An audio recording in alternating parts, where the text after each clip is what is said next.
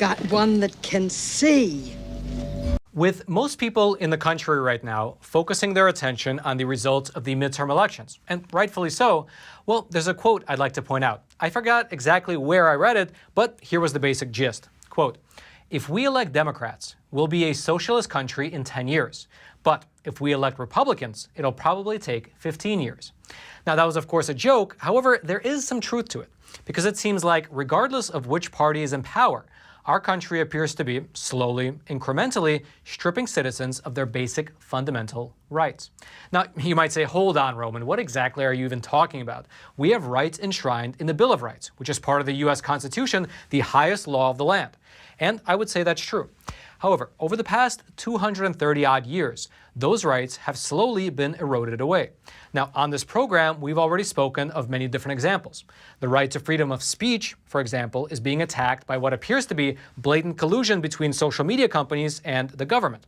The right to keep and bear arms is treated like a privilege in some places, a privilege that can be taken away on a dime.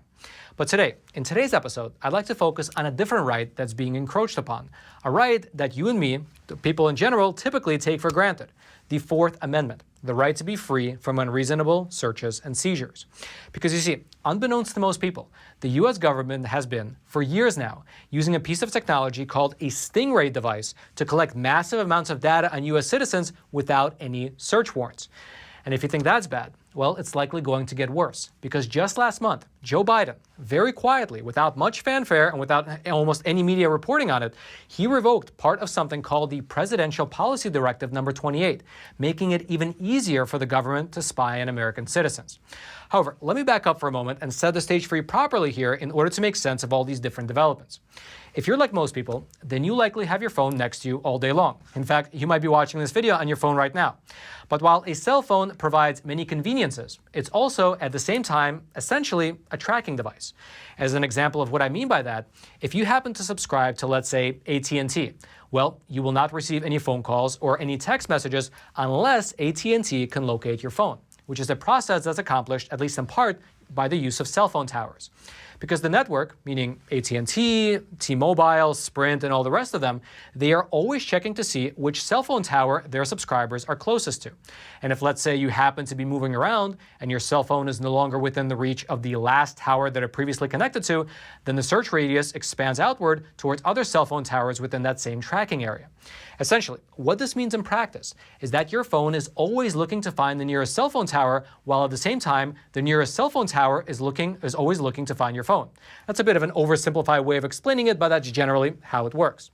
However, this is where things, you can say, get a little tricky, because this right here is what's known as a cell site simulator. Specifically, this is a very popular model of this device with the brand name Stingray. It's the brand that's most widely used by U.S. intelligence agencies.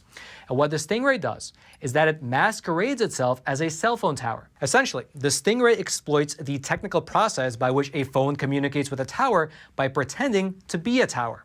The way that it works is that the moment a Stingray device is deployed into a given area, it begins acting as a tower, and it begins transmitting a radio signal that's slightly more powerful than the actual cell phone tower within the area.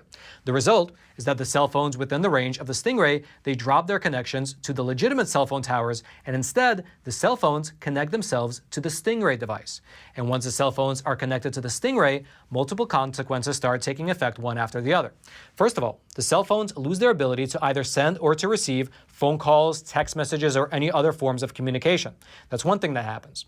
The other thing that happens is that the person who's using the Stingray device, they can then gain access to a treasure trove of data, including your phone number, the details of who you've been calling and who you've been texting, the details of who's been calling you and who's been texting you, what websites you've been visiting, which cell phone towers you've recently pinged, meaning where you've been traveling to recently, and then they can even drain your phone's battery by overloading it with requests for signal. And furthermore, these Stingrays, they don't have to be stationary. In fact, the way that the U.S. government uses them is very often by mounting them into a vehicle, a low-flying airplane or a drone, or even in a person's backpack. They're extremely versatile. And also, they're extremely accurate. So accurate, in fact, that they are capable of finding a particular cell phone within a high-rise apartment building down to the exact room number that the phone is located in. And so if you've ever wanted a visual representation of Big Brother government, well, a drone that's flying around the sky with a Stingray device attached to it, scanning the area for your whereabouts, well, that pretty much fits the bill. Now, initially, when these devices were first created, they were made with military purposes in mind. Because of their ability to block incoming cell phone signals, they were a useful deterrent against homemade bombs that were activated by cell phones. They would block the cell signals and prevent the bombs from being able to explode. However, like everything else in the government that has to do with fighting terrorism, the use of this device has morphed into something well beyond what it was initially meant to do. And you fast forward 20 years, and these Stingray devices are found all throughout the government. In fact, according to a congressional report that was released back in the year 2016, the Justice Department, as well as the Department of Homeland Security, they have together spent at least $95 million on more than 430 Stingrays just between the years of 2010 and 2014. Think about that. In just 4 years, just these two departments have purchased at least 430 Stingrays. But it's of course not just the Department of Justice and the Department of Homeland Security. According to an investigation that was conducted by the ACLU, there are at least 73 agencies across 25 different states that use Stingrays to spy on unsuspecting American citizens. Although it's worth mentioning that in that same report, they also admitted that the real number of agencies which use Stingrays is likely much higher, given the fact that the government is extremely secretive about their use and extremely reluctant to even acknowledge that they're being purchased. Regardless, though, here are a few of the agencies at the federal level that own Stingray devices. You have the FBI, the DEA, the U.S. Marshal Service, you have even the IRS, the NSA, among many other agencies. And that's, again, all at just the federal level. At the different local levels, the different municipalities have likewise gotten into the action as well. That's because the Department of Homeland Security, they allow local law enforcement agencies, like your local state and county police departments, to buy Stingray devices using terrorism prevention grants. Meaning, local municipalities receive anti-terrorism grants that they are allowed to use to purchase Stingrays. And with the current campaign to combat domestic terrorism and the big push to label anyone, including concerned parents, as domestic terrorists, well, it really makes you wonder what these Stingrays are really being used for. Now, the big question that you are likely wondering at this point is whether this is legal or not. How can the government be spying on us without going through the courts and getting a warrant based on probable cause? Is this actually legal? And the answer appears to vary depending on who you ask, which we'll get to in a moment after I introduce the sponsor of today's episode, which is a company that's actually quite cool, and it would at least protect you from some of this type of surveillance. The sponsor of today's episode is a super cool company called Secure. And they're a cool company for people that actually care about their privacy. Because listen, if you don't think that these giant tech conglomerates and all these different alphabet agencies within the US government are spying on your messages, well, then frankly, you are not paying enough attention to the news. However, all that can be in the past because with Secure, they have awesome proprietary technology that has all your messages and all your emails actually go through Switzerland as they're making their way back and forth between you and your recipient.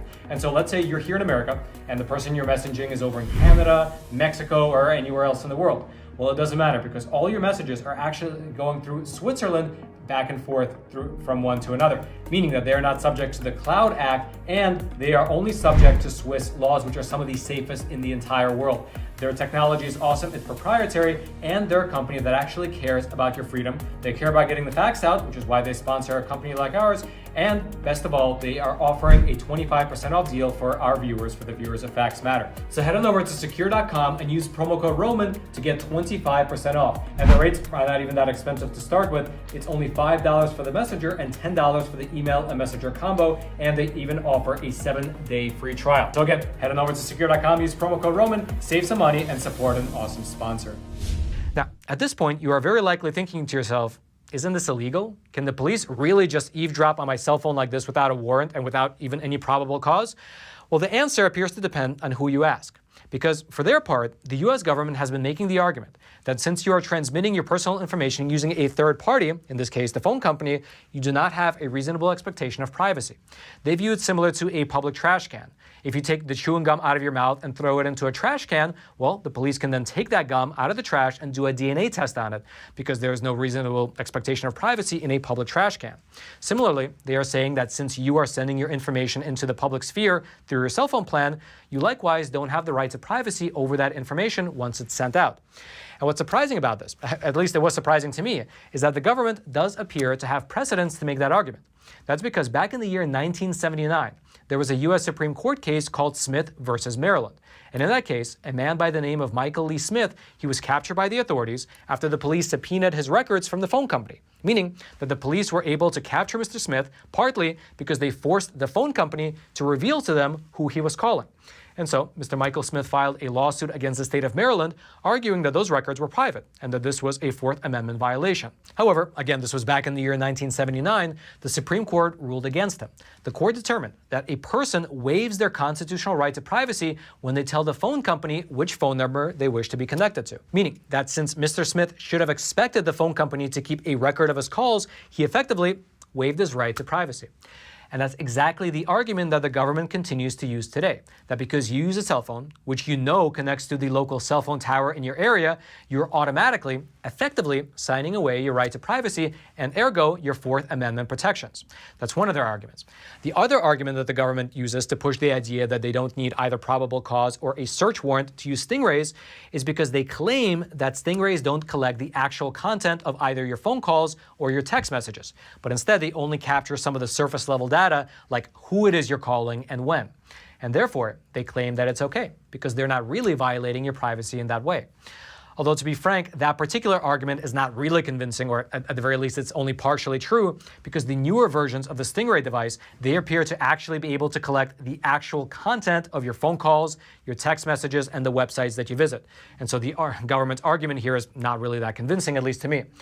But regardless of all the different technicalities, let's step out of the weeds for a moment and take a quick moment to refresh our memory about what the Fourth Amendment actually says. Here it is, quote, "The right of the people to be secure in their persons, houses, papers, and effects against unreasonable searches and seizures shall not be violated, and no warrants shall issue but upon probable cause, supported by oath or affirmation, and particularly describing the place to be searched and the persons or things to be seized." And so, because of the plain and unambiguous language of this right, civil rights groups have made the argument that these Stingray devices, when used by the government, violate the Fourth Amendment.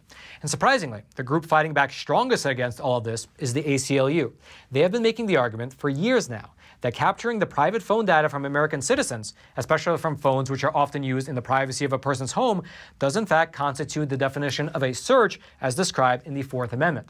And according to them, capturing this data through the warrantless use of stingrays clearly does not meet the standard of, quote, "probable cause, supported by oath or affirmation, and particularly describing the place to be searched and the persons or things to be seized." Furthermore, besides violating just the Fourth Amendment, the ACLU has also argued that the use of these Stingray devices is illegal because it interferes with communication signals, which is something that's actually prohibited under the Federal Communications Act. And of course, the ACLU further pointed out that it's not only the government and the police that can use this technology. Here's, for instance, what Mr. Christopher Sogian, the chief technologist at the ACLU, said on this particular matter, quote, "Our government is sitting on a security flaw that impacts every phone in the country. If we don't talk about Stingray-style tools and the flaws that they exploit, we can't defend ourselves against foreign governments and criminals using this equipment too." Meaning that since the government wants to continue using these devices, well, there is no political will to properly regulate them, making it possible for criminals to be able to use them as well. But again, to fight back against this particular problem, the ACLU appears to really be doing the heavy lifting here. In fact, they conducted their own investigation into the use of stingrays and used that investigation to create a document. You can see it up on screen for yourself, which lists a number of recommendations for the federal government. And included in this document is a slew of serious accusations against the federal government in the way that they've been using stingrays up until now. As just one example, the ACLU wrote in this investigation report that on the rare occasions when the police actually went to seek proper authorization to use the Stingray device, meaning when they actually went to a judge to get a search warrant, they have, on numerous occasions, withheld information from the judges who issue warrants about the full scope and capabilities of the device, including what it collects, as well as the real number of innocent people who are likely to be impacted in the dragnet. And so, in these cases, a judge might issue a warrant, he might sign the search warrant, thinking that this device will target maybe just one or two cell phones and collect just a little bit of data, not knowing that in actuality, the cell phones in a large area will be affected with a slew of information being collected from all of them. What this means in practice is that judges across the country are potentially authorizing the use of a technology that they know nothing about. Furthermore, this investigation answered a question that I've been wondering for quite a while now, which is, if these devices are so ubiquitous, if they are used quite literally all over the entire country, why don't we know more about them? Why aren't more people aware of their existence? And the answer appears to be that the federal government has gone out of its way to ensure that they remain secret. As an example of what I mean by that, this ACLU investigation found that on several occasions, the federal government actually forced states, as well as forced different localities, to sign non-disclosure agreements prohibiting them from releasing any information about these Stingray devices, even in a court of law, which is quite frankly an almost unprecedented step in terms of both secrecy as well as surveillance here domestically in the United States. And if you'd like to see a few examples of what these non-disclosure agreements actually look like, I'll throw a few links down into the description box below so you can check them out for yourself. But they are pretty surprising. They're the type of non-disclosure agreements you would expect from a kind of hush-hush investigation or a corporate merger, not from a police department that's using this to dragnet the cell phone information of American citizens on a huge scale. Furthermore, besides just signing these non-disclosure agreements, there is a lot of evidence presented within this document that the federal government wanted these Stingrays to remain secret, so much so that they would actually drop cases altogether when it looked like the details of their use was about to be brought to the attention of a court. As just one example of that, there was the case of a woman in St. Charles, Missouri, who pled guilty to being a getaway driver in several different robberies. However, this woman, she found out that the police had actually used a Stingray device against her, and she changed her plea from guilty to not guilty. She wanted to fight the charge in court. But wouldn't you believe it? Instead of pursuing the case, like you would assume they would, the local prosecutors went ahead and dropped it. Think about that for a moment. They actually dropped the case altogether, letting the woman walk free instead of having a police officer be questioned about whether or not a Stingray device was used. There was another great example within this document that came out of Florida, where the ACLU actually set up a meeting with a local police office in Sarasota in order to review the documents pertaining to a case which involved police officers allegedly using a Stingray device. But wouldn't you know it, at the last minute, right before the meeting between the police and the ACLU was going to take place, the U.S. Marshals swooped in, they grabbed all the documents, claimed that all the documents belonged to the federal government, and they told the local police office that they had no right to release them. That's how secretive the federal government wants to keep these things. And that is why very likely you have never heard of them. And so now that we've thoroughly explained the problem, the next logical question is, what's the solution? And that isn't even remotely clear. Because you see, after the ACLU put together their list of recommendations for the government, there were two attempts to make some changes. The first attempt came in 2017 with a bill called H.R. 1061. Among other things, this bill would have imposed fines as well as prison time for anyone who was caught using a Stingray device without proper authorization. However, that was in 2017, and 5 years later, this bill is still stuck in the Subcommittee on Homeland Security, and it looks like it's going nowhere. The second attempt to rein all this in took place last year, in 2021. That was when a different piece of legislation, actually it was a bipartisan piece of legislation called the Cell Site Simulator Warrant Act, was introduced to both the House as well as the Senate. The purpose of that bill was to create a clear legal standard for the use of Stingray devices by government agencies. Senator Ron Wyden, who's a Democrat from Oregon, he sponsored the bill in the Senate, and he had this to say about it, quote, "Cell site simulators have existed in a kind of legal no man's land for far too long. Our bipartisan bill ends the secrecy and uncertainty around Stingrays and other cell site simulators and replaces it with clear, transparent rules for when the government can use these invasive surveillance devices. The Cell Site Simulator Warrant Act gives law enforcement the tools it needs to investigate crimes while ensuring that Americans' rights are fully protected." However, just like the previous attempt, the House and Senate versions of this new bill are now both in legislative limbo, being stuck in their respective subcommittees, where very likely they will remain for the foreseeable future.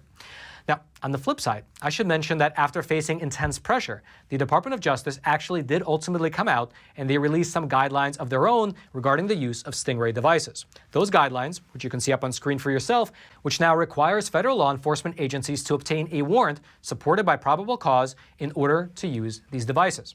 And so you might say, wow, that's great. The problem is solved and our Fourth Amendment right is once again secured. But that's not the case, because within those Department of Justice guidelines, they have a subsection which is called, quote, exceptional circumstances where the law does not require a warrant, which is a beautiful sounding subsection, and it's vague enough to mean almost anything.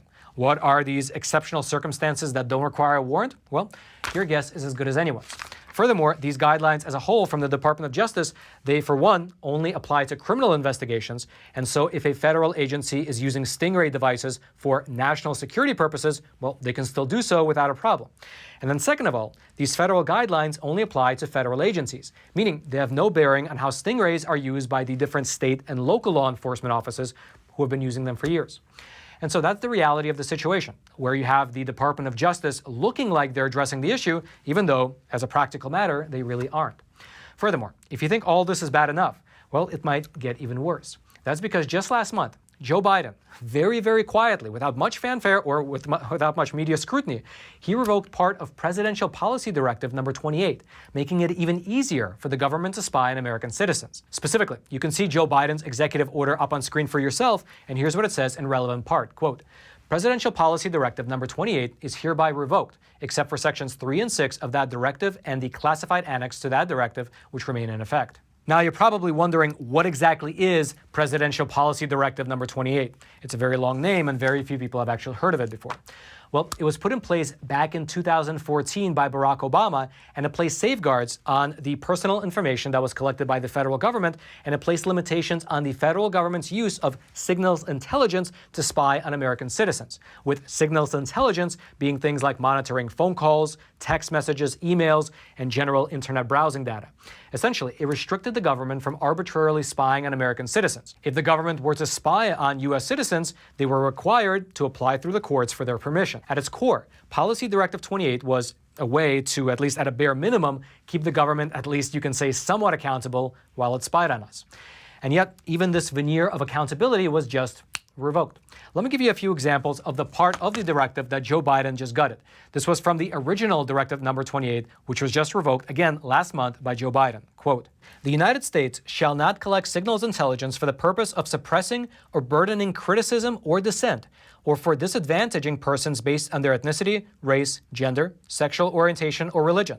Signals intelligence shall be collected exclusively where there is a foreign intelligence or counterintelligence purpose to support national and departmental missions and not for any other purposes. Now, in terms of why they did this, why Joe Biden's administration revoked these sections, well, it's not exactly clear. The Biden administration has actually offered very little explanation as to why this particular directive from Barack Obama was revoked. However, in the current political climate, where again, concerned parents who speak up at their school board meetings can now reasonably be classified as domestic terrorists, well, many people are concerned that the state apparatus might soon turn on them even more so than they already have. Regardless, though, I personally do not get into speculation. If you'd like to read the White House memo for yourself, and you can make up your own mind as to what it's all about, I'll throw that memo as well as all my research down into the description box below this video so you can go deeper into this story if you so choose.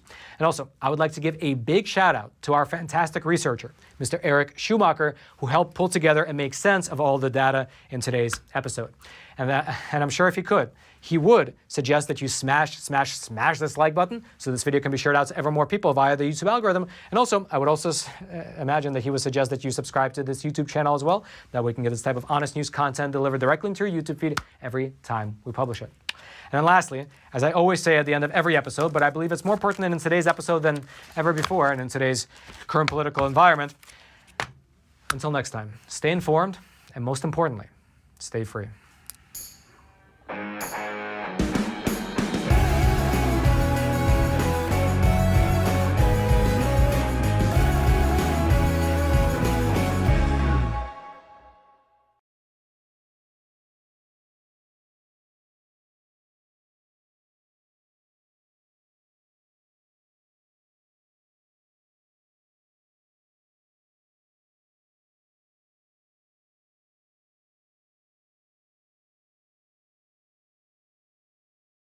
Because he hath set his love upon me, therefore will I deliver him. I will set him on high, because he hath known my name. He shall call upon me, and I will answer him. I will be with him in trouble. I will deliver him and honor him. With long life will I satisfy him, and show him my salvation.